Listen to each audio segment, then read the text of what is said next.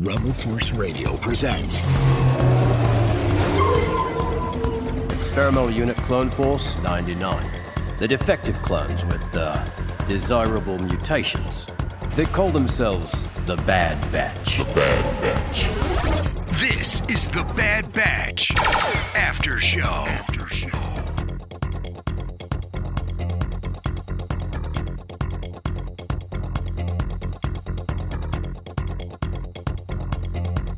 All right, yeah, we are back for more Bad Batch and Rebel Force Radio's Bad Batch After Show. Great to be back here with you.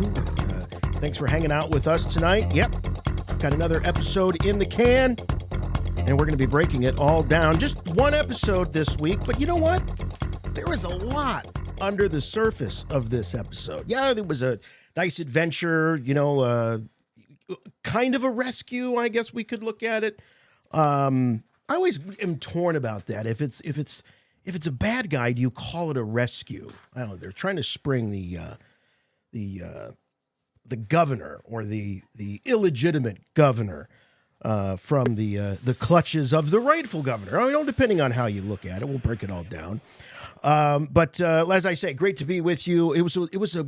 I liked this episode quite a bit. It felt very Clone Wars. It felt very nostalgic to me. Even the big battle on the bridge, it kind of had that. What was that episode? It was like season 2, I believe, where they were fighting on that big bridge. Anyway, we'll break it all down. Great to be with you. And I'm hoping that some of the comments that I made at the top of the show, and this is why you have to listen to the entire episode, folks, because I started out by saying, I don't know how this sits with me after watching, 8 episodes of Andor and coming off of Kenobi and going back into the world of animation. And, you just got to give me a little time. By the end of the episode, of last week's after show, I had come around. But there are all these comments and stuff like that. Oh, RFR is going negative. Swank's getting negative already.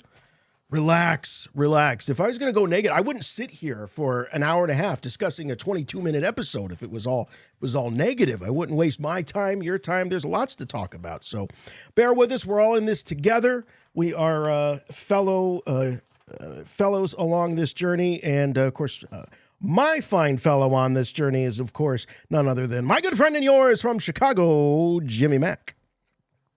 Hey, Jason. Hey, Star Wars fans. Swank, were you negative last week? I don't even recall. I have no idea, Whatever the opinions are on Rebel Force Radio, me and Swank, those are just our opinions, We're not saying that that's the definitive bottom line for any of this stuff. You take it with a grain of salt. Also, negativity aside, we're also not here to provide you with any sort of affirmation either. Yeah, be your own that's fan. Right. Be your own fan. You don't need to... us patting you on the back. You don't need to agree with everything we say. That's boring. So we're just going to keep it straightforward and honest here on Rebel Force Radio, and our opinions are our opinions. Your opinions should be your opinions. That's why we have open phone lines. That's why we discuss this stuff. The bottom line is we love Star Wars. We're all Star Wars fans here. And we just like to have stuff that's rich and chewy, and we can really sink our teeth into it. And so when Star Wars fails to give that to us, sometimes we air some frustrations or whatever. But, there's always next week. And here we are for episode 3 of The Bad Batch. Swank, landing at Point Rain. That's the episode I was thinking about from Clone Wars. Okay, hey. Point Rain, that's a real benchmark for Star Wars animation and what they can do as far as large action sequences animated. So, yeah. On a scale of Point Rain with that return to Geonosis and that was really the standard for what Star Wars animation can do and how much we loved it. And I remember Filoni talking to us about that. And he told us that Point Rain was so great and everything. And so George assumed that they can just do every episode on the scale of Point Range. For a while, they had to. Let's do them all like They that. had to, settle him down. He was coming in with big epics every week, and they're like, "Oh, okay, we have to maybe do a few, like a month's worth of shows from Padme's apartment or someplace just to catch up with the budget, and then we can go epic again." It's easy, I think, for some people to assume that, well, you got all the graphics, the artwork, and all that, but it's more than just that to put these effects together, and the time that it takes to get the lighting for various types of explosions and the environments and all of that, to do it authentically as they do with Lucasfilm Animation. Right, they have to balance it out. Not too different from a live action show, That's why that last season of the original Star Trek all took place on either on the bridge of the ship or on a planet very similar to Earth. They just didn't have the budget, so it's no different in animation. Right. Exactly. But anyway, I do want to throw this out. We're going to do the tail of the tape here because I have another RFR song parody challenge. I'm going to throw it out there. And as soon as I saw the title of this week's show, I'm like, we got to do this. And this might be a little more obscure, but it was a big hit for him. This episode is called The Solitary Clone. And I was immediately thinking about the Neil Diamond tune Solitary Man. Very melancholy song about, being alone, but it's very 70s, has a nice little beat to it. So I'm going to throw it out there. If you can write Crosshair's sort of anthem to the tune of Neil Diamond's Solitary Man, we'll call it The Solitary Clone. I'll be what I am. Solitary clone. Right? See if that's a big challenge. We'll throw it out there. It's a big challenge. And the grand prize is that we'll play it on the show. So you can't beat that. We're not going to offer it. What do you want? Yeah. What do you want? You'll you can take your pick of anything from Jimmy Mac's Star Wars room. That's the prize. No.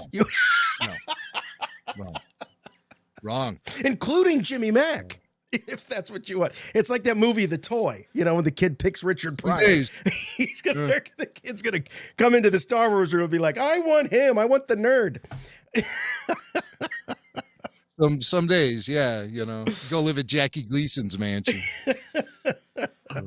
Anyway, all right, well, let's do the tail of the tape here. We're talking about Bad Batch, Season 2, Episode 3, The Solitary Clone, directed by Saul Ruiz and written by Amanda Rose Munoz. Of course, great score by Kevin Kiner, as always, and the original air date, January 11th, 2023. And we meet some new characters. And, Jim, I was very surprised, actually, pleasantly so, that we got reintroduced to Cody.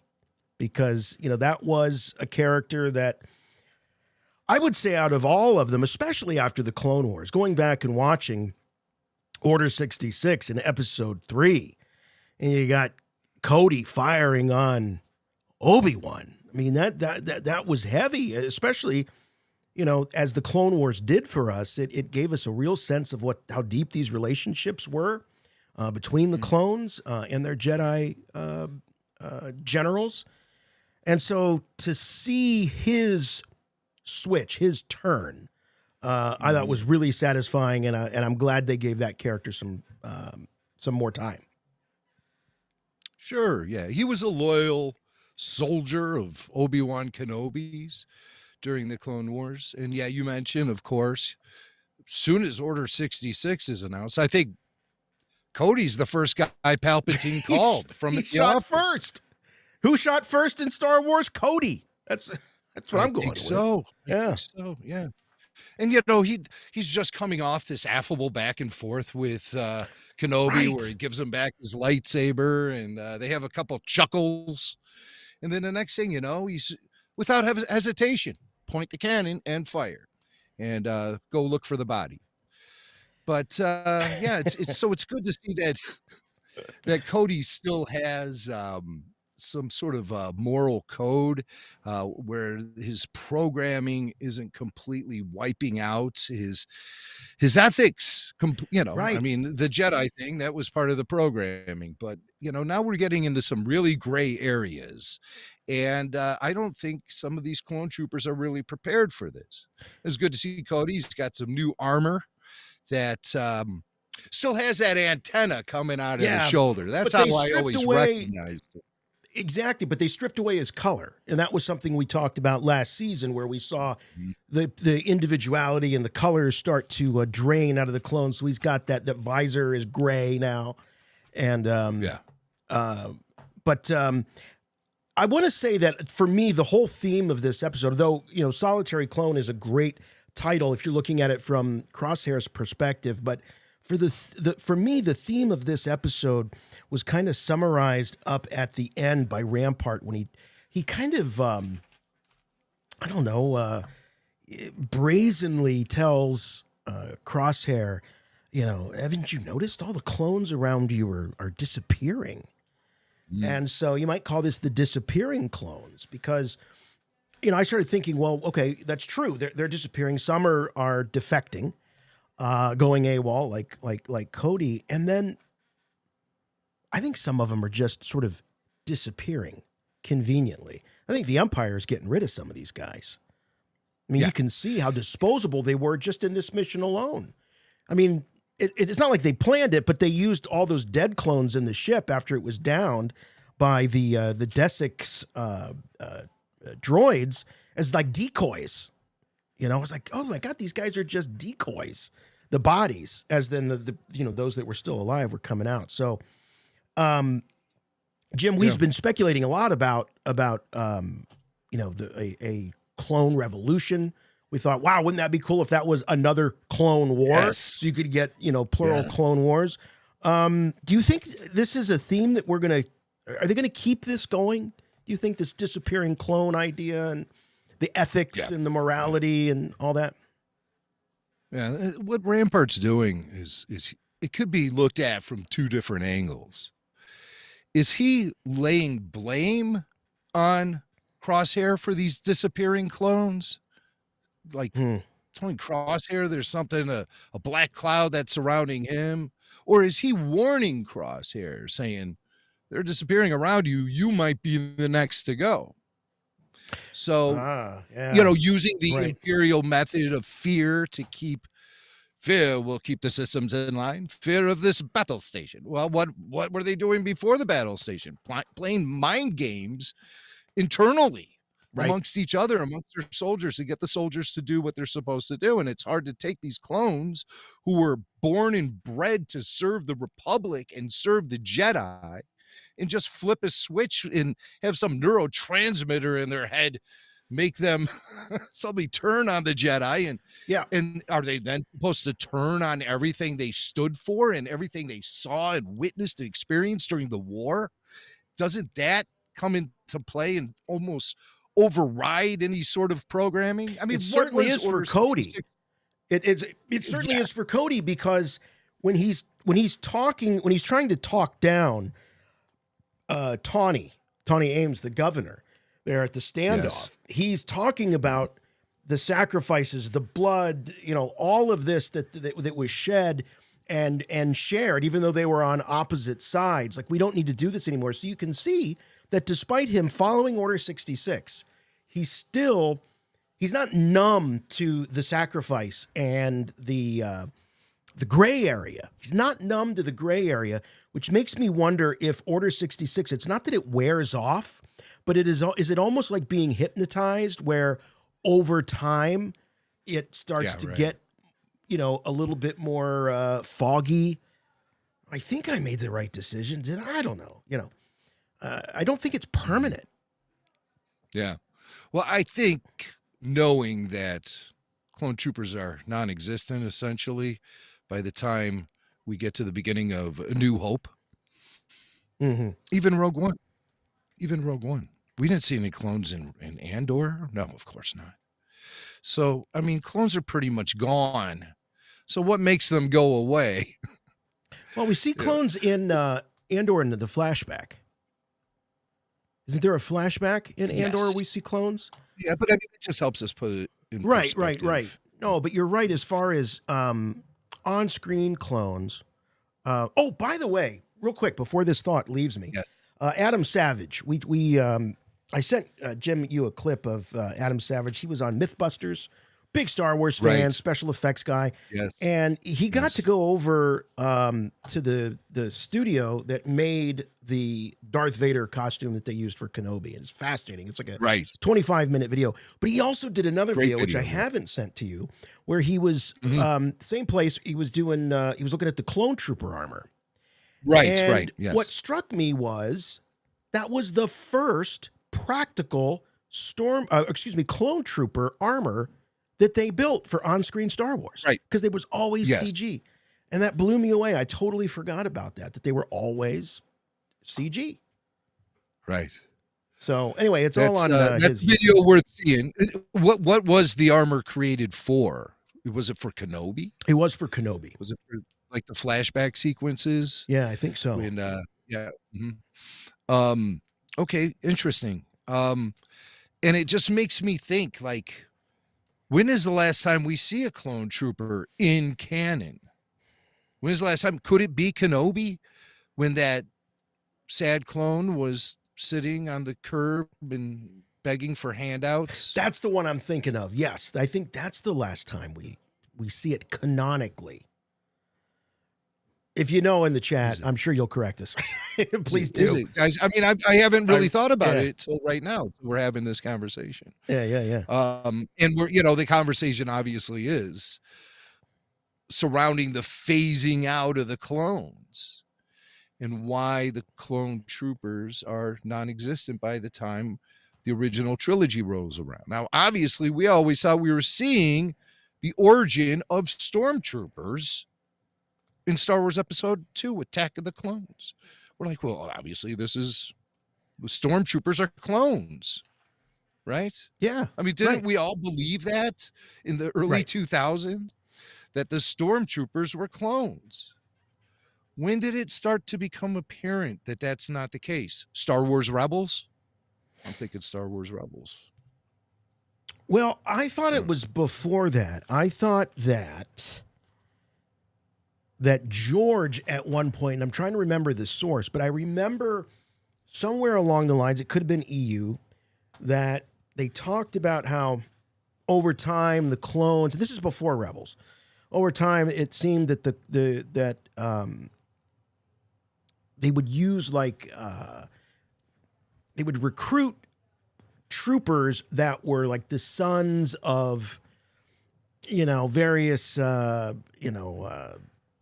upper crust people. It was a lot of cronyism. It was a lot of payback and whatnot. And so you were the perception I got was, well, you weren't dealing with the best and the brightest. You were dealing with somebody who might have made a name for themselves, but it's their kid, and their kid's been flunked out of every academy that he's tried to be in. So a governor greases him a little bit, and he goes into the Imperial Army. That was my perception, and it definitely predates Rebels, because I feel like George was asked about it, perhaps throughout the publicity for Episode 3. I kind of felt like that was answered either at the end of the prequel era. I don't know. I feel like we knew that, but we didn't really know how the transition would have occurred. And that's what's so fascinating to me. I mean, my favorite aspect of Bad Batch is just that, the transition from the clones to conscript troopers. That to me is fascinating, because they made big picture. Yes. Big picture, we're seeing the transformation of a republic into an empire. Yep.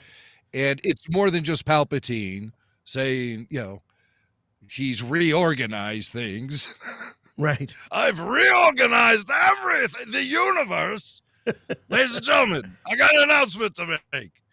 Like, first he teases it in a tweet. Big stuff coming today, Yeah. And then he gets in there. He's like, over the weekend, I reorganized the entire galaxy into the first galactic empire. And you're like, wow, he was busy. He was busy. How he fit in 18 holes of golf as well, I'll never know. But hey, he was busy. So that's why he's emperor of the universe and you are sitting where you are, sir. Well, yeah, right. I mean, so all of a sudden, but it doesn't just happen with an announcement. It has to be reinforced. And that's the big picture of The Bad Batch as a series. And that's the hole it's going to fill in as far as Star Wars lore goes. Now, when you start looking at the smaller pictures within the big picture, you're seeing clone troopers being phased out. Clone troopers, the staple of the Republic at the end, the most visible sign of their presence as a government were those clone troopers. They were everywhere. Like sand. They do talk about it. Go ahead. No, I was mid-thought, and then I had to suppress a burp. Oh. So, I mean, that's just how much I respect the Rebel Force radio audience. I just don't want to burp into an open mic. But and Swank's the one drinking the beer. No burps from him. I'm sitting here. Off air, he's not as kind. And no. That's how I test my microphone, actually. And Swank and Tyler get a taste of that before the show starts. But these are just like silly little questions that I know are answered in books and encyclopedias and online and stuff. But I mean, we sort of need this reinforced because of our years and years of the assumptions we made about for sure. The stormtroopers and the backbone of the empire and stuff. And now the curtain's being pulled back on that history. And this is the stuff we've wanted to know for the longest time.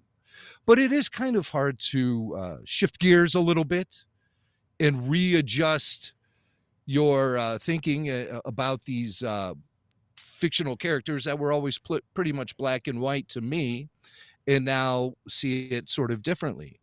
Yeah. And now to understand that stormtroopers aren't clone troopers. They are clone troopers are phased out. And it's also the practical thing to do too, because these guys are aging at double time. Yeah. So 5 years for you is 10 years for them. Something's got to be done.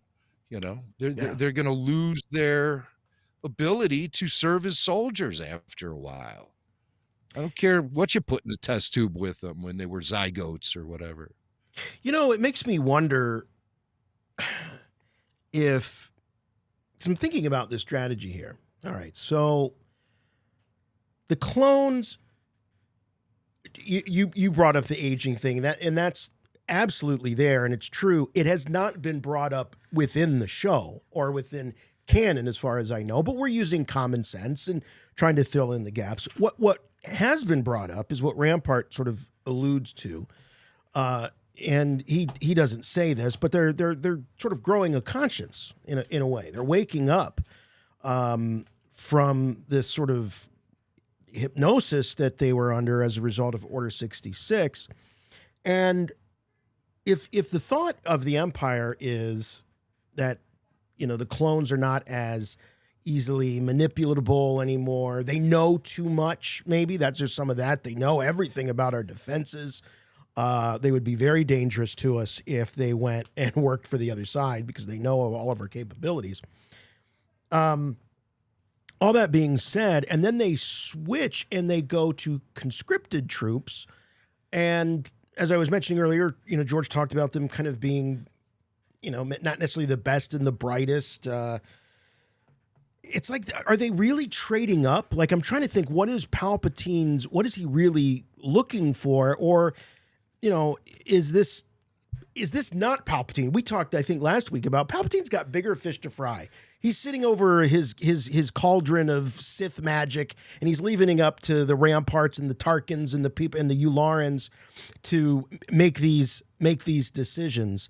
But it does seem to me like they would have been better off, improving the clones. You've got the whole Omega plotline out there where they were wanting to get, her DNA so that they would have, closest to the original source, all this.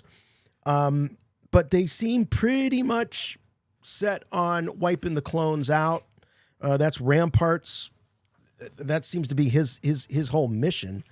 But I think it's a bit of a tactical error, if I say so. I think they would have been better off with clones and perfecting a little bit more than with these, dunderheaded, regular recruits.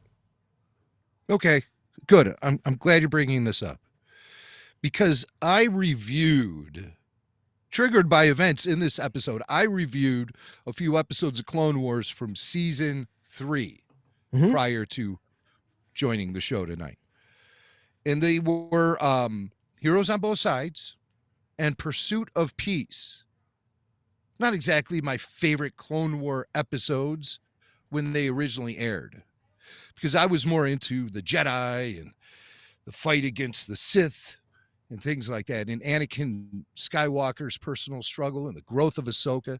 So when Clone Wars zipped off into some weird territory talking about deregulating the banks so the Republic will have money to afford more clones, and the fact that clone production nearly bankrupted the Republic until Palpatine made the bold moves to deregulate the banks, and make unlimited funds available for clone troopers.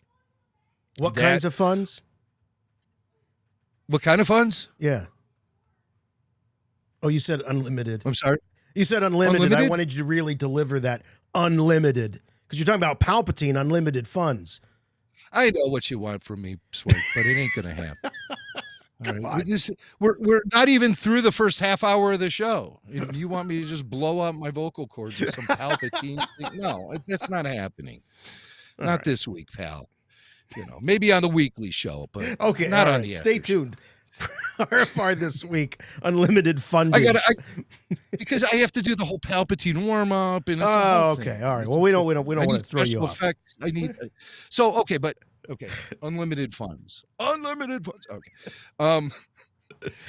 So I mean, this is a big issue, though. This is the reality of Star Wars. They don't have the ability to keep paying the Camino gang for clones. This is stripping the war is destroying the Republic financially. And so Padme sees this as an opportunity. She knows fellow senators who want to see the war come to an end. And Padme has a friend on the Separatist side named Mina Bonteri, who gets name checked in this episode. That name before? Recently? Yeah. And Lux's mom. Lux's mama. And her story is really interesting because she is also sympathetic to Padme's want to end the war. It's costing the Separatists a lot of money too, I mean, if you want to just talk bottom line, not even all the unnecessary death and pillaging and and everything else that comes with war, but financially it was strapping the Separatists. And so Padme and a group of senators wanted to work with the Separatists, and they were proposing bills to potentially end the war. And they were doing this in the face of another side of the Republic Senate who were demanding more money to bolster the army with more clones. And the money isn't there in the Republic coffers. So they have to get loans from the banks, but there's regulation on all of that kind of stuff. And so Palpatine then eventually passes legislation that deregulates the banks, thus the unlimited funds. And see, I warm up after a while, Swank. I'll tell you no at first, but then I know there's a want, folks. Desire for it. I'm still only delivering about 15%. You're marking it. I like that. That's what they say in theater. You're just sort of marking it, and you'll hit it on opening night. So I reviewed these episodes primarily because I wanted to see what became of Mina Bonteri after Tawny Ames, Governor Tawny Ames of the separatist planet Desix. She's named after Tawny Katane and TV's Willie Ames from 8 is Enough. Wait a minute. By the Willie way, had shout 2 out- A's in his last name. Oh, Swank caught me on a technicality. But that still won't stop my shout out to the late, great Adam Rich, who passed away earlier this what week. a bummer, Nicholas, man. Yeah, from 8 is Enough. 54. He's 54, and so, just a little bit older than me. And he was kind of an icon for my generation there in the late 70s. And so he The will bowl be missed. And I haircut. also, the bowl haircut, I still insist Lumpy from the Star Wars Holiday Specials appearance is based on that of Nicholas Bradford from 8 is Enough, as portrayed by Adam Rich. So look it up. Do a side by side. Hey. There's another Star Wars connection to 8 is Enough. Mark Hamill was in. Well, Mark Hamill. Yeah, he was in the series originally, and he kind of got written out as the older brother that went away. Yeah. Well, he got written out because he signed up to do Star Wars. He was on a plane to Tunisia. The writer's room was like, oh, no. we lost, what's his name? Oh, hey, while we're doing shout-outs, and that is very sad news about Nicholas Bradford, someone else is sort of in the Lucasfilm family. Big shout-out to Ki-Hugh Kwan with a major comeback and winning a Golden Globe Award last night. That was awesome. Short round from Indiana Jones Indiana Jones: The Temple of Doom and the Goonies. So that was awesome. And great to see somebody come back from our childhood, our past as somebody we looked up to and was in all these movies we loved back in the 80s. And what a comeback. Anyway, congrats, Ki-Hugh Kwan. Right on. Excellent. So before the crazy and insane 8 is Enough tangent, we were talking about Governor Willie Tawny. Governor Willie Ames. You might remember him from Zapped with Scott Baio. Right. But she states that Mina Bonteri, bringing it back to Mina, she was a colleague, and Tawny was supporting Mina Bonteri's proposed treaty to end the war. And she says, while she's got Groton with a blaster pointed to his head, she says that she was developing a partisan treaty. It was being developed by both separatists and Republic senators. Republic senator being Padme Organa specifically, and then that Rhodian. Padme Amidala. What did I call her? Padme Organa. What did I just call her? You called her Organa. I'm telling you, he tells me that if he misspeaks, I have to stop him and correct him. He gets very upset if I don't. So sometimes I don't want to break your train of thought. So I just want you to keep going, but I would hear about it tomorrow. I would hear about it. My train of thought, the couplers were already snapping to begin with. So that train wasn't going to stay on the tracks very long. But hey, listen, Padme Organa. Hey, everyone in the chat, that was kind of a precious moment, wasn't it? That was sort of cute. I thought it was, at least now that I review it, knowing where it came from. That's a precious little moment there. So, but I'm just saying that that Padme was working with Mina Bonteri behind the scenes. Yeah. And so she also had a committee of Republic senators who were supporting this whole idea of bringing an end to the war. And they were doing this all in the face of these other Republic senators who were demanding more funding to bolster the army. So it's like one side wants to keep the war going and another side wants to bring the war to an end. And when Padme finally goes to talk to Mina Bonteri, and they're doing this, totally undercover because they're not even supposed to be communicating, that makes all the other senators very suspicious of this kind of activity. This is off the book stuff. She wears a disguise when she sneaks off to meet with Mina. Right. And I get the feeling that even transmissions going out of the Republic into separatist space were being blocked You couldn't even communicate with people, you know, Yeah. on that side of the conflict. So, Yep. so Padme goes to talk to her, and they realize that they both have the same desires to end the Clone War, and they have supporters who believe the same as they do, and they try to get this treaty off the ground, and it never happens. Instead, the funds all flow into the Republic, and Well, if I remember right, Dooku was hell bent on making sure that it didn't get through. That was something that Palpatine, obviously didn't want to have happen. A thought occurred to me, and I was here questioning, why would he switch from clones to conscripted troops and all that? And there's actually some really, I think, kind of artistic symbolism here, because at the end of the day, the Clone War is a fake war. It's a phony war. So that Palpatine can seize control and power. And the clones are sort of synthetic. They're not synthetic, but you know what I mean? They're I want to say they're fake.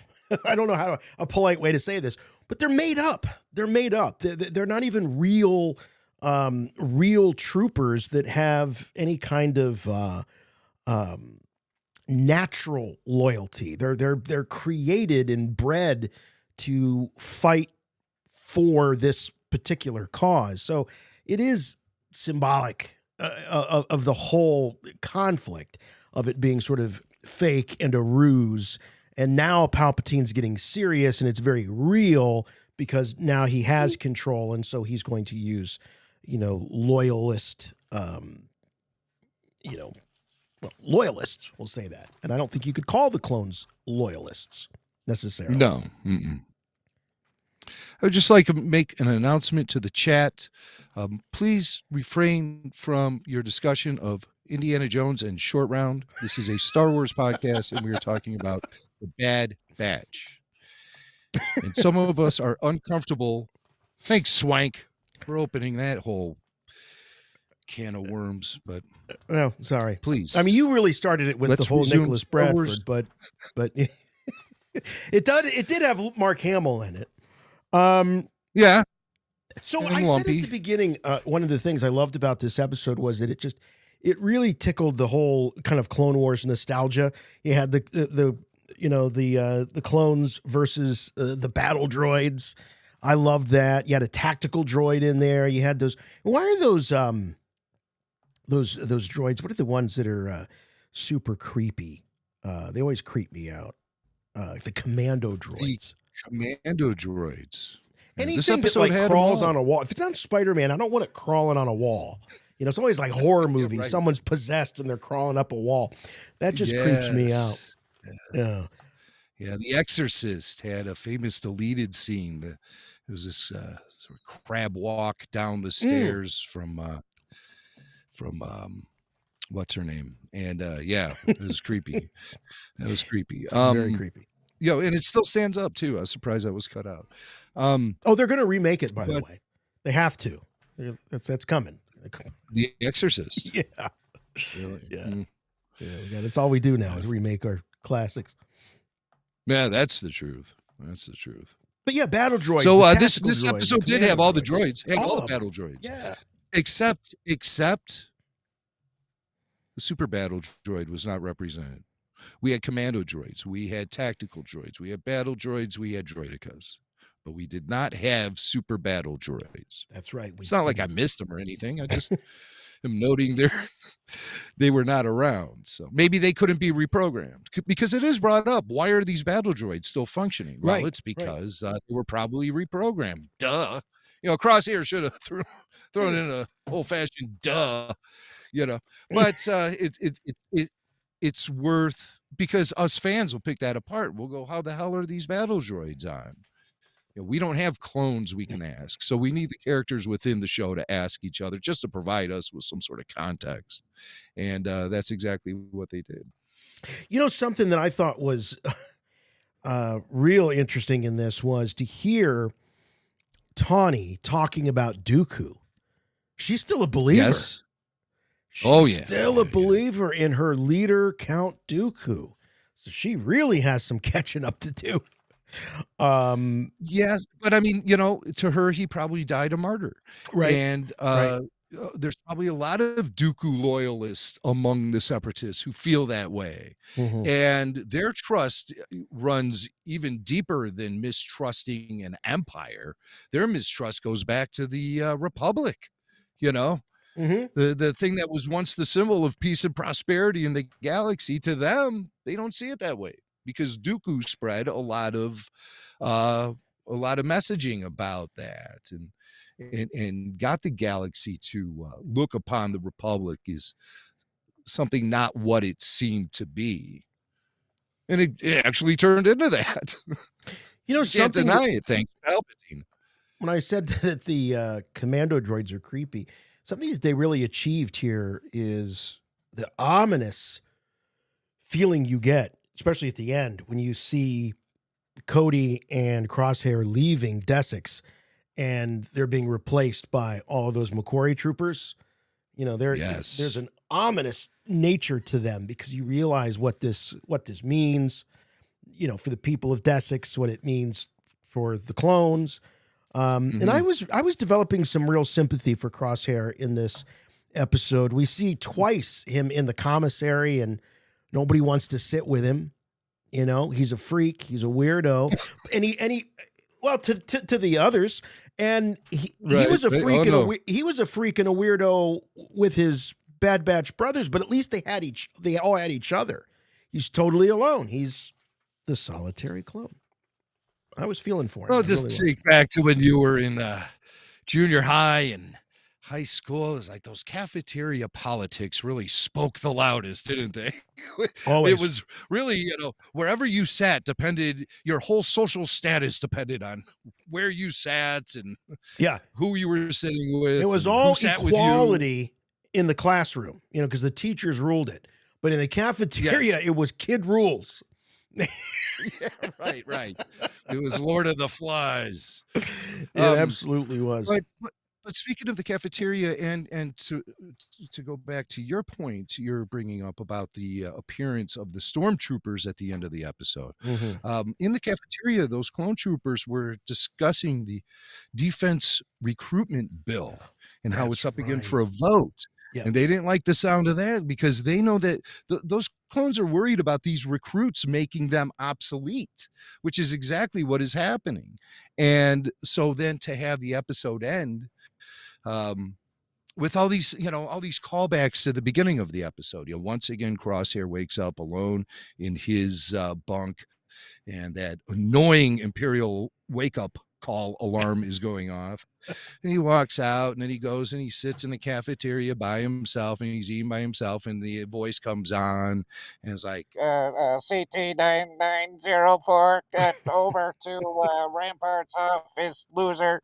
and so he's like, oh, God. Again, it's like Groundhog Day for this poor guy. So you I do was develop thinking a that. little bit of Yes. sympathy for him. Mhm. And the reason you develop the sympathy for him is because he's just trying to be a good soldier and follow orders. But the orders the orders require a little bit of pushback, and so we have to root for the clones who are pushing back against all of that stuff. And Crosshair, he just sinks in, I'm going to follow the orders. I'm going to be a good soldier. So you feel bad for him. You feel bad for him. His status also, as far as Rampart goes, he won't give Crosshair any sort of commanding position. He's failed in his missions to bring in the Bad Batch. He was left out on that platform for 32 freaking days by himself, getting all sunburned. And, because those cones have pasty skin. Yeah. Well, I don't know about that. Well, they have that sort of they probably don't have that. They probably have that nice golden tan that they develop. They have that like South Tim Pacific. Morrison. Yeah. Yeah. Pacific Islander. So, yeah. Right. Yeah. I just think pasty skin because they're covered up in all this armor all the time. So, I mean, they have to lose some pigmentation. Yeah, they Poor got the- guys, they're they got walking the around all melanin. day covered head to toe in plastic. Hey, let's get to some super chats. We got a lot. So thanks to you guys. You're all very, very generous and kind. Here's David. Also, the phone number's on the line, by the way, 708-866-1737, 708-866-1737. Here's David. He says, did anyone else get the vibe that Crosshair executing Governor Ames, that he was doing it to shield Cody from being tempted to disobey orders? Crosshair taking the shot. He wanted to shield Cody. I know. I don't get that. I think he was concerned and maybe even a little miffed that Cody wasn't. He didn't have the confidence that Cody was going to take the shot on Governor Ames. That's what I think. Yeah, and he did it himself. It could just be a fortunate result of Crosshair merely following orders, even though Crosshair wasn't directly ordered to kill him. Well, he was by Rampart in the mission. Rampart told Crosshair. Rampart said by any means necessary. Well, it was about the extraction of the governor, wasn't it? It wasn't about the. It wasn't necessary when he put him on the mission. No. I'm getting confused. I'm confusing Rampart and Groton. Mm-hmm. Okay, Groton. Mm-hmm. Groton was the one ordering both Cody clones to execute. Was he saying that to both clones? Well, I mean, he's talking to both of them. I don't know that it was. I mean, wouldn't it be both of their order to fulfill? I don't think so. Because Cody was the commanding officer. Yeah, true. Now, Cody could have told Crosshair, kill him or kill her. But, I mean, Cody didn't want to see bloodshed at that moment. No, he thought he was on a diplomatic mission. Only Crosshair knew that this was a ruse. This was not a diplomatic mission. I think Cody thought he was on a diplomatic mission. So right. Yeah. So right. Okay. Yeah. So, I mean, what a tangled web, you know? Sure. No matter what, there's a lot of moving parts here. And Governor Groton. Groton. G. Rotten. Governor Rotten. G. Rotten. Here's Eddie. Eddie says, I would love to hear your thoughts on the defense bill and why this could be a threat to the clones. Actually, Eddie rewinded like maybe 2 minutes and we were talking about that. So I think just the fact that the clones recognize that these recruits will potentially make them obsolete. Right. And they see it happening. They're noticing their ranks are thinning. Yeah. And the clones are so disposable to the Empire, as we see that like really kind of chilling end to episode 2 from last week when Rampart shoots Wilco in cold blood there and just lets his body fall over the cliff. Completely disposable. Why? Because he wouldn't falsify the report. Mm-hmm. But he was given an order to falsify the report, and he's not going to do it. Out of, he's thinking for himself. He has morals, he has ethics, and there's no room for that as a soldier in the Imperial Army. And so that's why the ranks are being thinned out. These new recruits are being trained, brainwashed, whatever, they're loyalists. Follow all orders without question. They're loyalists. They already have that built in. Right. So they already are coming at it thinking that they're great patriots and all that stuff. And, it's a bunch of rednecks in stormtrooper gear. But at the end of the day, these guys will do what they got to do. And,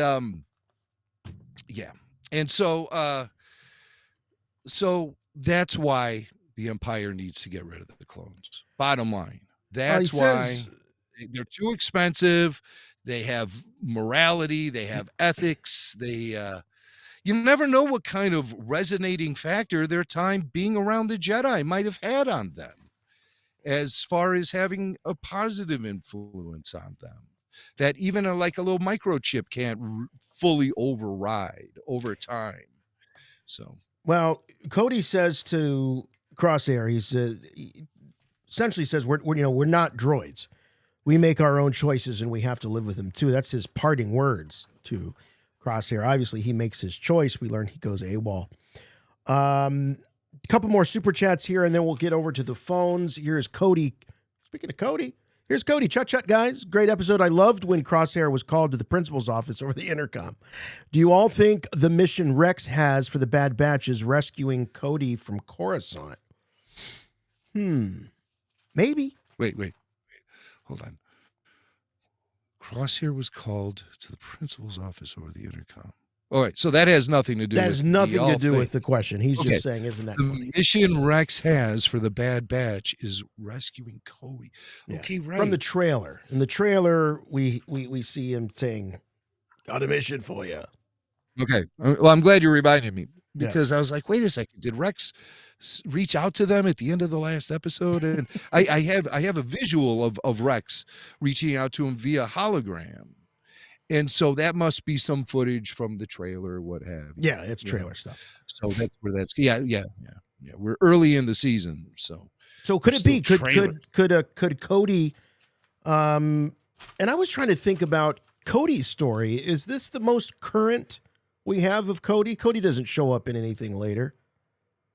He doesn't show up in not Rebels. later than Bad Batch, Right. Not later than Bad Batch. Okay. So his story was unresolved. Yes. They all look alike to me. I'm sorry. Order 66. Post Order 66, yes. Yeah. We're seeing what became of Cody. Here's Fart Party. Fart Party. I love seeing what an absolute prick Dooku was over the past 3 episodes. Ha, ha, ha. Ha, ha. Yeah, it's implied. There's definitely some Dooku's not looking so good. He's brought up. Yeah, but I mean, I don't think it's anything drastically different from what we already knew about the Count. I think, with him being name dropped here in this episode by Tawny Ames, it seems like Dooku's charisma is something that's still resonating pretty heavily throughout the loyal separatists. I call them Dooku loyalists. They are Dooku loyalists. See, that's probably on Saw Gerrera's checklist of people not to hang with. Dooku loyalists. Of course, it's his list of factions. Let's go. Patreon member on the line. We've got Blake from Florida. Hello, Blake. Welcome back. Yeah, back to the after show. What's going on? Oh, hello, Blake. Hello, Blake. Hey. Blake from Florida. There he is. How you guys doing tonight? Oh, we're doing great. We're having a good time. Having a good time with I thought this show. was Blake. I didn't know this was another Blake. We have to now say, we have to separate them. Adult Blake and Kid Blake. Adult Blake and Kid Blake. Yeah, this is not the much cooler younger Blake. This is the older, not cool Blake from Florida. Oh, you're plenty cool. You're plenty cool, Blake. So you wanted to throw down some. I think that's all that matters. I know it. Well, you want to throw down some Crosshair on us here. Crosshair's thought process? I do. Yeah, I want to get a little nerdy. So I really want to dive into this dude's head. You're in the right place. I noticed with the first conversation you had with that Imperial guy, I forget his name, but he said, "Hey, am I who's am I leading this group?" Blah blah blah. And he's like, "No, you're not." And there's a little silence after that, and he was kind of like, "Oh, okay." You could tell in his head. Mm-hmm. And then the conversation immediately after that with Cody, when Cody talked about, "Hey, there's some clones kind of like questioning, this and that." There was actually kind of a little silence after that quote, almost like he was like kind of thinking about it to me. And it just kind of brought me back to, I told Tyler this is, I don't know how I drew these lines, but it kind of drew me back to Return of the Jedi when Luke was talking to Vader outside the AT-AT on Endor.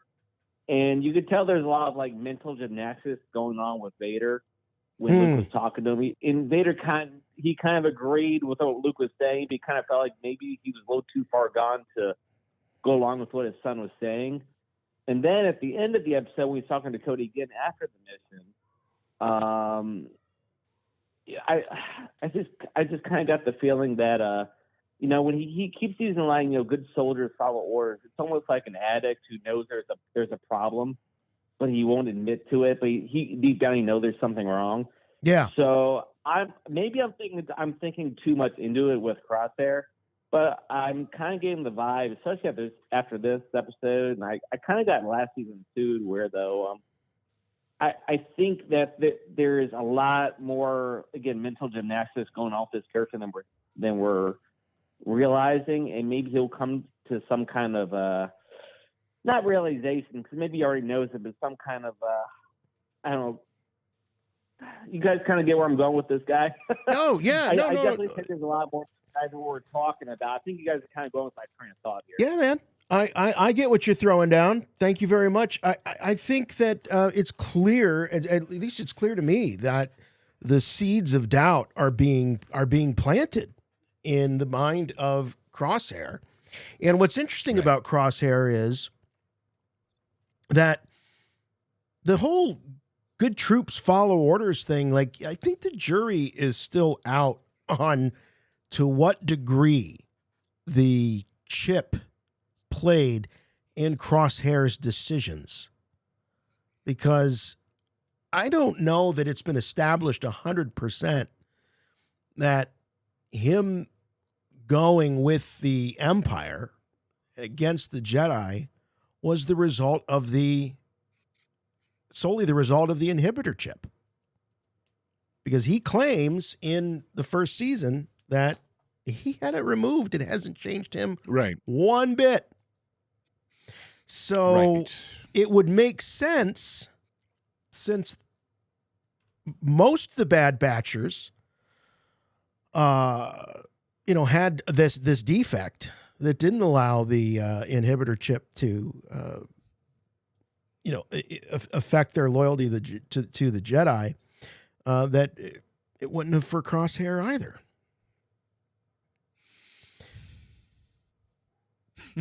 So I think Crosshair's a good soldier. Crosshair's a good soldier. Okay. That's what motivates him. It's not the chip. It wasn't the chip. No, Crosshair following quite orders. honestly, Crosshair never needed a chip. Okay? Right. Exactly. If he just read in a book that Order 66 means kill Jedi, and then Palpatine gives the order, or his commanding officer gives the order to kill Jedi, and Crosshair's like, yeah, let's kill Jedi. I mean, that's what we're supposed to do here, aren't we? It's what it says here. That's what Order 66 is. We're good soldiers, right? We follow orders, right? That's what we do. And that's him. That's him to a core. So he doesn't even need the inhibitor chip. No. He'll follow any order you tell him, he's one of those jump off a cliff guys. Well, if they told you to jump off a cliff, would you do that? That's what he always say. Like, what were you doing out past curfew last night, young man? And why were you in the parking lot with that group of people? Well, a bunch of my friends were there. Everybody was going, it was just, well, if everyone was going to jump off a cliff, would you? Crosshair would. He would. Yeah, sure I would. I'm Crosshair. I follow orders. I'm a good soldier, damn it. But what about this? What about this theory? And I'm taking this a little bit from Fetmatic on the chat here. He says he's a killer and he's good at it. Right? Yeah. What's the possible future job for a guy like Crosshair? Fetmatic says bounty hunter. But is there a bit of self-preservation? He's an assassin. He's a sniper. Absolutely. How could he live in a world? You can still track stuff if you're a hunter. Here is his biggest problem. He's a good soldier. He's a damn good soldier. But he's a clone. And clones won't have any place in this army, So everything's stacked up against him. And sooner or later, he's going to have to come to terms with what defines him the most. Is it being a clone, or is it being a good soldier? Well, I think he's kind of Crosshair is at the crossroads right now, ladies and gentlemen. Crosshair is at the crossroads, and he doesn't know which way to go. Clones, Empire. Clones, Empire. And the line is being drawn. Clones are being offed. They're disappearing. Guys are in the cafeteria talking about these bills. They're worried about it because they know that it's going to be the end for them. Right. and then they're the next to disappear. Yeah, they got bills to pay. So who would have ever thought we'd be Right. talking about that? And it has nothing to do with really how capable they are at serving the Empire. It all has to do with who they are, what they are, where they come from. And so that can't be overridden by any sort of good soldiering, you know? Sure. Sooner or later, he's going to have to pay the price for just simply who he is. And that's when a decision's going to have to be made. All right, let's go back to the phones. We got first-time caller and a Patreon supporter of RFR. We have Devin from Illinois. Hello, Devin. Welcome to the show. Hey, chut, guys. Chut, my man. Chut. I'm on my commute back from work, so I'll try to just keep this short and sweet for you guys. I kind of late in, so I apologize if you already got to these. Two, I got two questions for you. Yes. One, do you think we'll finally see Boba in this show and maybe finally find out how he got Slave One back? And two, the effectiveness of Order 66, the inhibitor chip. Commander Cody dropped out of a dime. He shot Obi-Wan. Now all of a sudden he's regretting it. Is it possible? I always thought it was turn on and always on. Is it possible it's starting to wear off? But here's the thing: is there's no Jedi in this circumstance with Crosshair and the Senator from what's the name of this planet? Desix.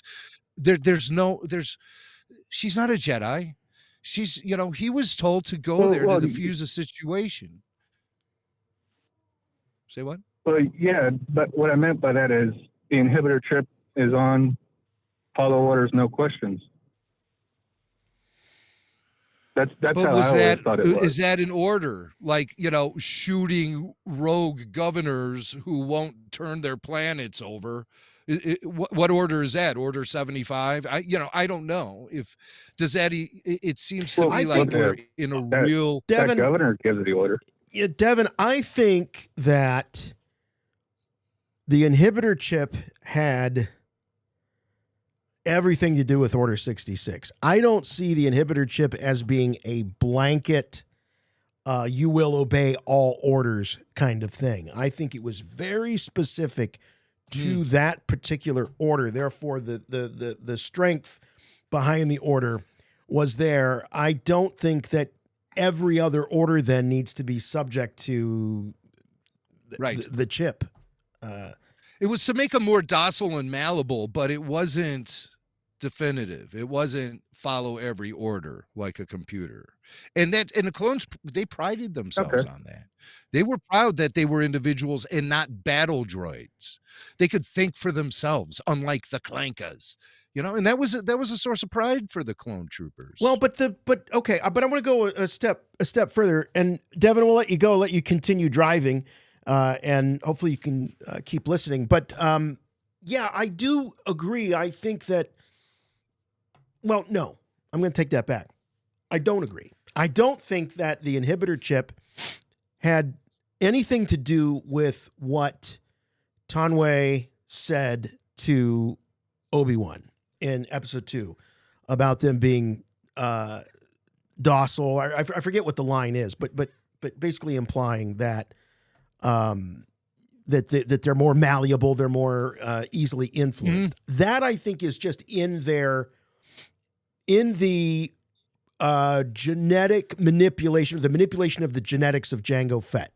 The inhibitor chip, I believe, and this is just my own theory, I believe the inhibitor chip is all about, and nothing more than Order 66. Because how did they even know what Order 66 was? It's not like they had secret meetings, leading up, or practice, or drills regarding Order 66. He says, execute Order 66. They immediately know what that means. It's killing the Jedi generals. So I think that whole order is baked into that inhibitor chip. The rest is genetic manipulation. Yes. It just made them good soldiers. Yeah. I guess at the end of the day. Right. And good soldiers follow orders. But I mean, there is individual thinking going on amongst the clones themselves, and that's unpredictable. And while they may be more docile and easier to command, it's not the end all. It doesn't turn them into battle droids. You do not control them with a master control or via a tactical droid. These clones still think for themselves. And we see moral dilemmas that they have along the way constantly, going back all the way to the earliest episodes of the Clone Wars. Jill brings up a great point here in the chat, so therefore I will ban her, but because it contradicts my point. But but it's a great point. It says, yeah, but we saw Crosshair get his chip revved up last season, so the chip has to have more value than just with respect to Order 66. And damn it, Jill, that's a really good point. It's a great point. Yeah, you can definitely, download software and upgrade your chip if you just like you can with your iPhone, one would assume, right? You got to download the new firmware. Revved up. Is revved up the technical term for it? I think, Leo Laporte, how to rev up your inhibitor chip. I'm Leo Laporte. Let me tell you how to rev up your... Is he still around, Leo Laporte? Yeah, or he am I is, making of course. some arcane reference? Okay, no, yeah, I he's don't still follow around. that. He's still around. Yeah. A podcast pioneer. All right, we got another Blake on the line. How about that? We've got young Blake on. Hey, Blake. Hey, I'm not the older Blake. I'm the younger Blake. You're the Blake, and you're the Blake with Blake's take. How about that? We got a little graphic up here on the screen just for you when you call in. Blake's take. So we're bringing the pressure now, man. I mean, once you get an overlay on the screen, you cannot disappoint. It's getting real. Yeah. You can't disappoint whenever your name is on the screen. That's true. So what did you think of this episode? You got Crosshair kind of, rethinking his decisions, maybe. You got Cody going AWOL. You've got an assassination of a sitting governor. And we can see how the Empire just installs their own governors and leaders on these systems. There's lots to have a take on this week, Blake. I really think this episode, the producers at Lucasfilm and Disney, they must have just recently played like Battlefront, like the original Battlefront or Battlefront 2 to make this is just like the video games. It did feel very video game, down to where Crosshair needed assistance to get a clean shot of the tactical droid. Like I could see that being part of a level on the video game. The tactical droid is like the boss of the level. Yeah, you're right. Yeah, because he had to get them to distract them so he can get it right in the barrel and blow up the tank. And then whenever they threw the little mirror thingies and then they shot off of them and then they killed the battle droids, that was awesome. That was felt awesome. Like something you'd use in a video game. No, it absolutely did. What about the what do you think about Crosshair in this episode? Do you think he's rethinking his life? He's probably rethinking it, but now that he knows Cody just went all haywire and just left, then slowly more and more clones are going to start leaving the order and more and more, and then he's going to suddenly snap and realize, like he already does a little bit, but he's not 100% sure. Then he's going to snap, and then he's just going to leave the order also. And then probably That's it. That's Blake's take. Him. Wait, where is it? It's this way. it's above. It's above you. Just point it's up. Weird. I can't really. Why can't I point at it? There it is. Oh, there you're it is. pointing at it. Wait. That's Blake's take. All right, whatever. But that's a good prediction. I like what you're thinking, Blake, that this Cody thing, suddenly a light bulb's going off over Crosshair's head. He's being treated sort of as this misfit. He's almost like a plaything for Rampart, who's testing him clearly and threatening him indirectly, and even a little bit directly. And so Blake hears that Cody went AWOL. He's like, Cody went AWOL. If that idiot can go AWOL, anyone can. And the light bulb goes off over his head. He's like, I don't have to put up with all this crap from the Empire. These guys don't respect me. I'm not now, Blake. Let me come at you, and I'm sitting at your feet now.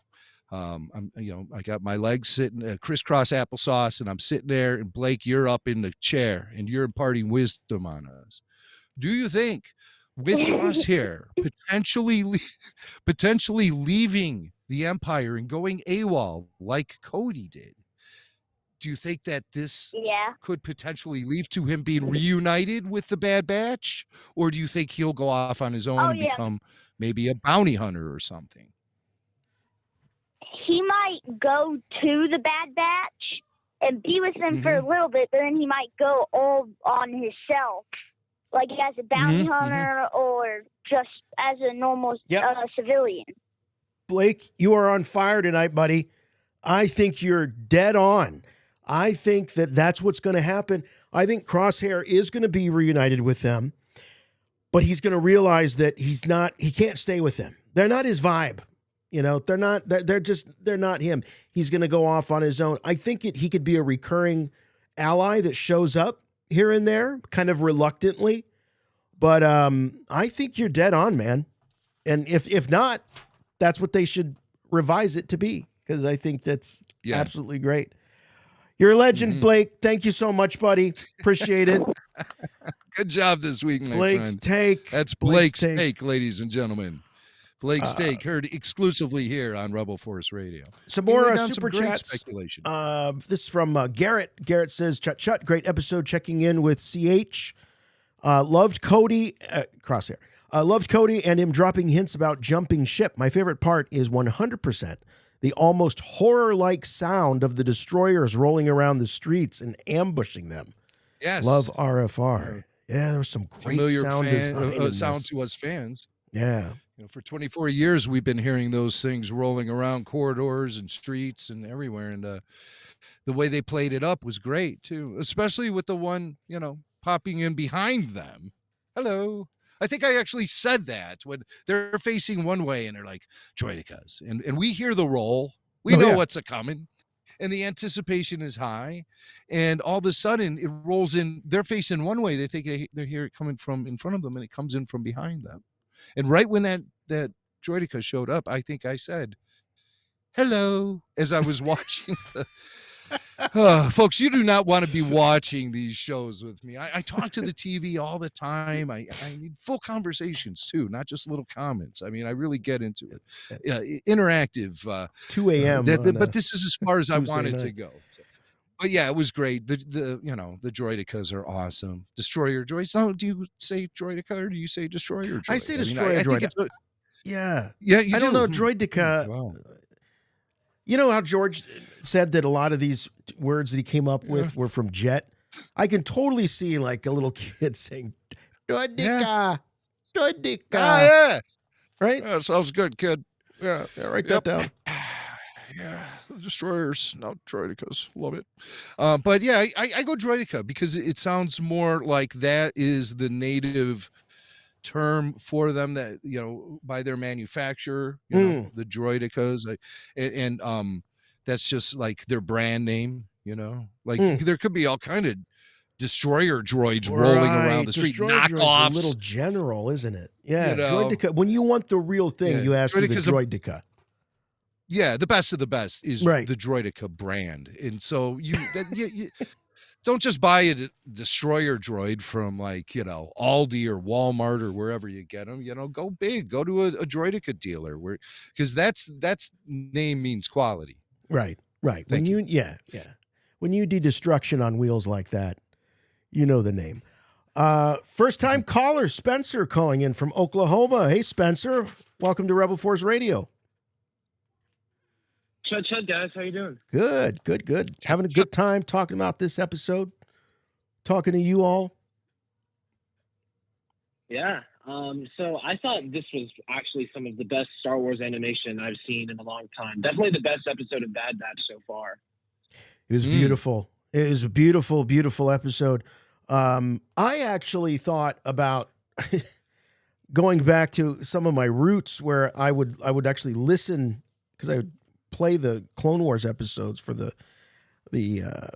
after shows. I would play them in the car, and I would spend most of the time listening to them because I really wanted to focus in on the dialogue and the story, because I got to the point where, there were times where all I wanted to do was just gush about how beautiful this show was. And it's like, okay, well, that's not that interesting. Yes, we know the show was great. It's beautiful, but thanks for reminding us. It's fantastic.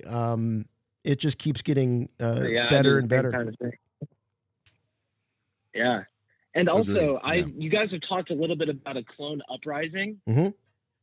And that idea really intrigues me. And I think that's going to be the point where Crosshair has to make a decision. He sees all his brothers on one side of the fight, like Rex and Cody in the Bad Batch, and even that Hauser guy from the first season. And I think that's going to be the moment where he's like, okay, do I stand with my brothers or with the Empire? What do y'all think about that? I think if it comes down to that, that would be awesome. And I hope it does come down to that. I do want to see this some sort of, even if it's not a full out war, I think there needs to be some kind of battle that we can call it the battle of something, where the clones faced off with these conscripts. I would love it. That's what I would do. I'd love it. Even bring back old Cut LaQuaine. His kids are older now. Yeah. So, it's okay. Send daddy out to war. Thanks, Spencer. Appreciate it, buddy. Got a few more super chats we want to get through here. Here's Rich. Rich says, thanks for all you do. A round of beers for you too. Thanks, man. That's very kind. Appreciate that. Fart Party is back with another one. Says, love you guys. The clone barracks where Crosshair stays definitely gave me big Narkina 5 vibes. Great episode. Absolutely loved it. Yeah, it's plain. It's plain. It's barren. Yeah. And nobody wants to be his friend. The floors are a little cooler though. That's what I hear. Yeah. Gives me county prison vibes for sure. Yeah. And I mean, that's a statement, it's not lost on Fart Party, who is actually Baby Belushi. We all know. Okay. Yeah. But as if the name Baby Belushi isn't good enough, he's bringing the Fart Party to the conversation.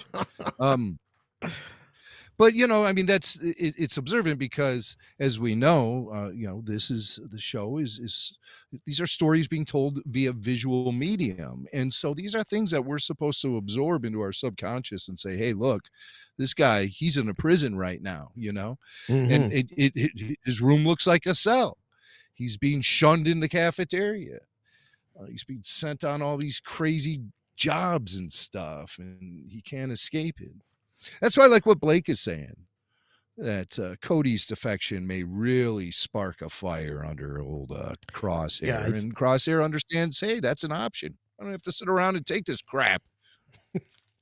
Hunter says, this is Hunter Chambers, not Bad Batch Hunter. He says, Rampart is finally earning that Black Series release. He's already much more appealing to me this season than Last Dude is Evil. Yeah, but he's still the most boring Imperial officer. I like to call him Vice Admiral Brian. He's just so plain. Brian. They need to give Brian, him a... Is that a... you know what I mean. It's just so... I don't know. He's just boring. He needs a thing, like Bond villains have a thing. He needs like something. Yeah, he doesn't have a thing. He doesn't have a thing. He's just got like a nice head of hair. Have him doing something interesting. A robot arm or something, Something. Make him act more like a warlord and stuff. But he seems like your typical run-of-the-mill Imperial officer, paper pusher, interchangeable with all the rest of them. Even earlier in this conversation, even earlier in this conversation, I was flip-flopping Groton and Rampart and confusing the two characters. They seem so similar and so alike. Groton was a little bit more of a, he seemed a little more,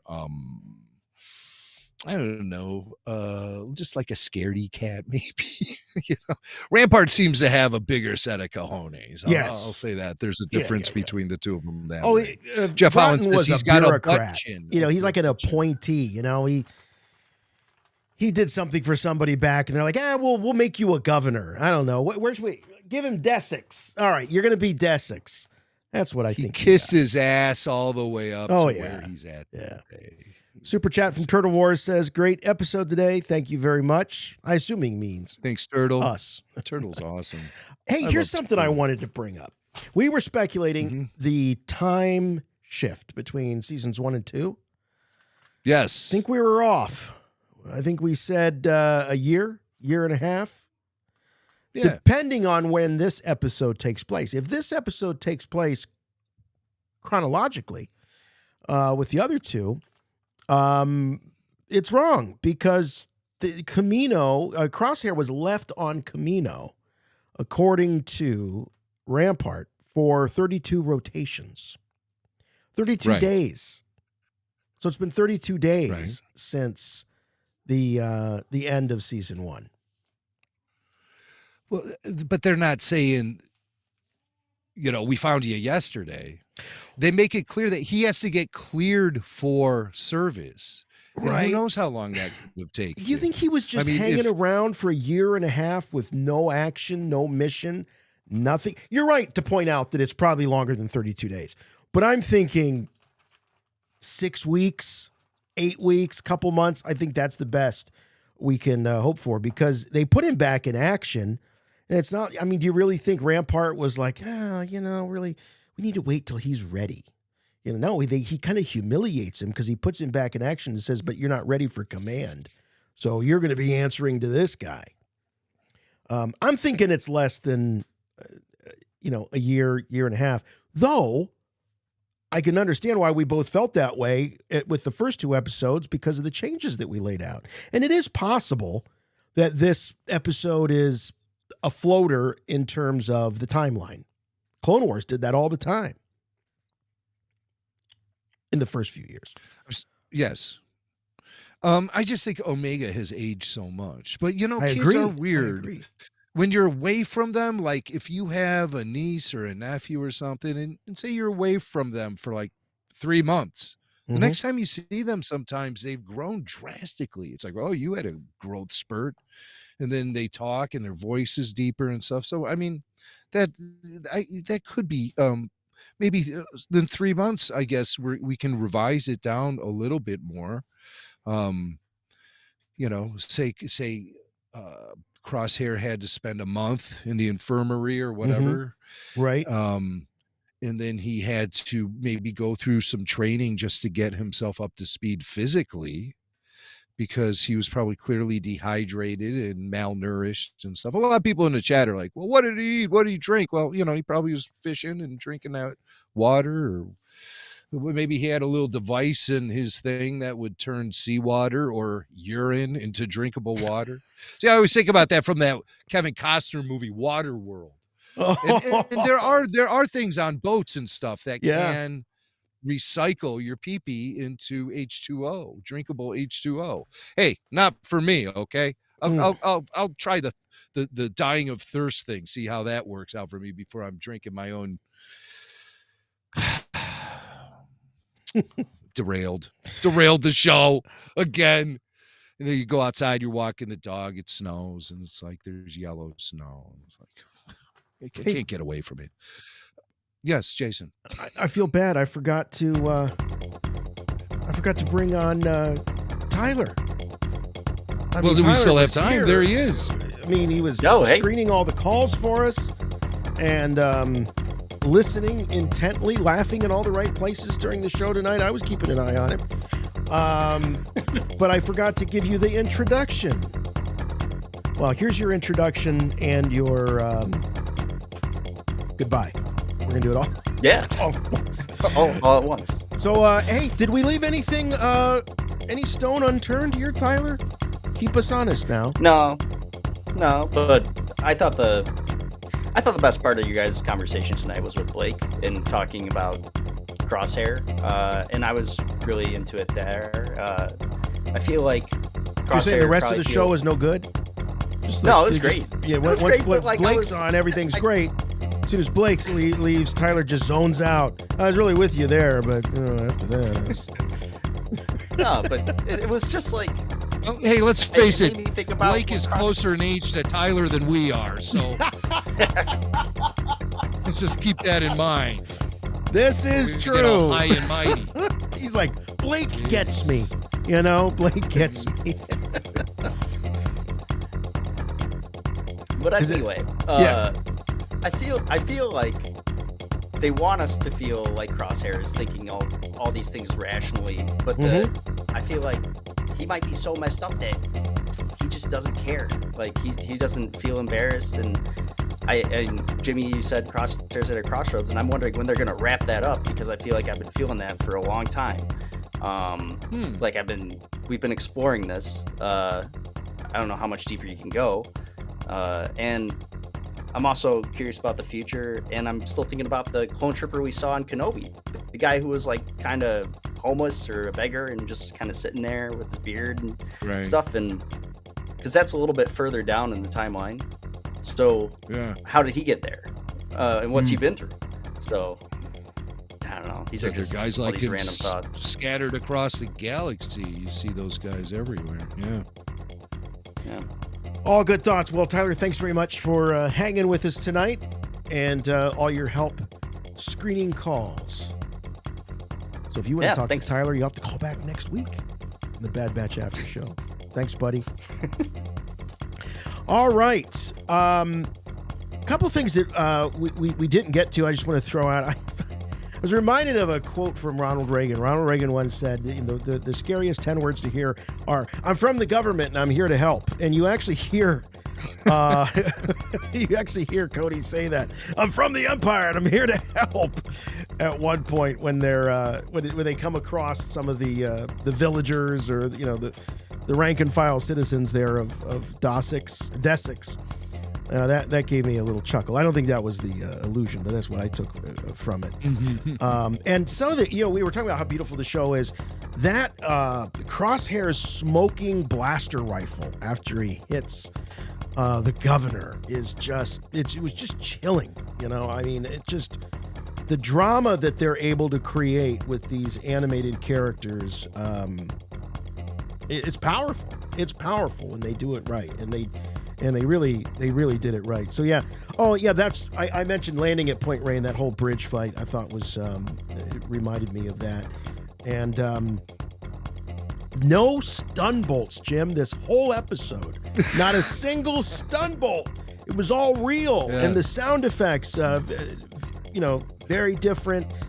So the stun bolts are clearly are clearly a choice. This is not something that just the universe of the Bad Batch. That's all we see in this show. It's clearly not what we see. It's a choice that the Bad Batch is making. I just wish that they would give us an in-universe explanation. That's all. Yes. Yeah. Yeah, because I don't understand what the purpose of it is right now. And I fear it's, they're just making the show soft. But then we get an episode like this.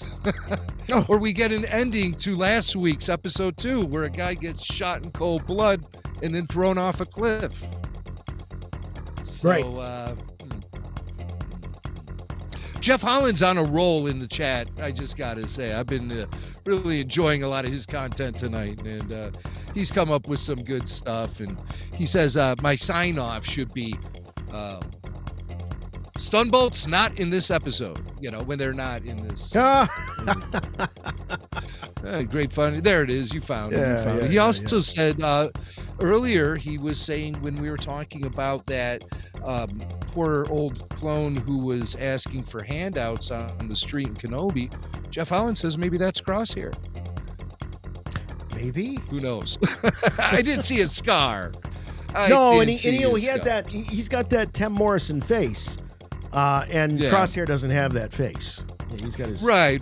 his own And he had, look. blue, I think he had a clone arbor with the blue on it, and Yeah. we know Crosshair prefers the jet black, charcoal black. Well, speaking of your sign-off, Jimmy, why not give us your final thoughts? All right, final thoughts on episode 3, season 2 of The Bad Batch, Solitary Clone. Solitary Clone. I feel like a solitary clone sometimes, I work in a studio by myself all day. I largely keep to myself. Maybe I'm a clone. Who knows? Solitary Clone, I thought somebody said it was the best episode of The Bad Batch so far.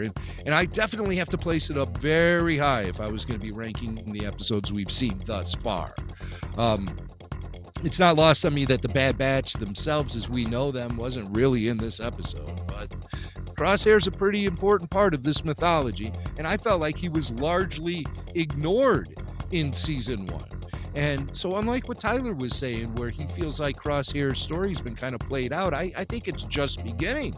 And I was really happy to have an entire episode devoted to one of this, original members of the Bad Batch crew. This is, a guy we started off with back when the Bad Batch was introduced in the final season of Clone Wars. And so I think he's pretty important to their overall mythology. And I think that the most important elements of his story is yet to be told. I think it's just getting started. Boy, oh boy, there were a lot of great callbacks to the Clone Wars animated series in this episode. At times, I almost felt like I was watching a new episode of the Clone Wars. And that is the best compliment I can give to Star Wars animation, no matter when we're talking about it. Clone Wars, to me, is the pinnacle of Star Wars animation, and anything that reminds me of it is solid gold, as far as I'm concerned. Glad to hear Kid Blake bring up Cody going AWOL. And he really articulated some great thoughts and awesome speculation about what's going to be happening as fallout from Cody going AWOL. So I really, really appreciate that. I also recommend everybody go check out those season 3 episodes of Clone Wars, Heroes on Both Sides, Pursuit of Peace. I think there's maybe one more, but I only watched those 2. And it really explains a lot of the nitty and gritty about how the clones are being paid for. And it reveals that the Republic is basically going bankrupt, and they won't be able to fund the war effort anymore if they order more clones. So it explains a lot of the restrictions on these guys and why they eventually disappear. I think we're getting clues as early as season 3 of the Clone Wars as to why the clones were phased out. Awesome character moments. Good to have a Cody update, and cool to see Flamethrower. Sometimes people, I think they put money on whether or not I will out-talk the Final Thoughts music, and I just did. So everyone who had the over, I think you win. And with that being said, Puffer Pig, not in this episode. All right. That'll do it for us this week. Again, big thanks to Tyler for helping us out on the phones. Huge thanks to all of you who called in, who sent us the super chats, who are just part of the discussion on the chat. We love it. Thank you so much for being here each and every week. Please do, if you're still with us, give us a like. The YouTube algorithms seem to appreciate that. I know we do as well. Just a reminder that you can get more Rebel Force Radio in your life by heading over to Patreon. Go to patreon.com/Rebel Force Radio. You get the weekly full show video. So not just the after shows that you get the video of, you also get the flagship regular weekly RFR, which will be returning this week. Also, exclusive podcasts that you won't find anywhere else. You can't just download them on your podcatcher of choice. They are exclusive to Patreon, and it is a great community of Star Wars fans. So if you enjoy these chats and you enjoy the folks, a lot of these familiar faces and names you can find over in Patreon. And please continue to subscribe, like, and comment on our videos over on YouTube as well. We're on Facebook, Twitter, Instagram, on the socials. And our website for all things and everything Rebel Force Radio is rebelforceradio.com. So please keep listening. Subscribe if you can.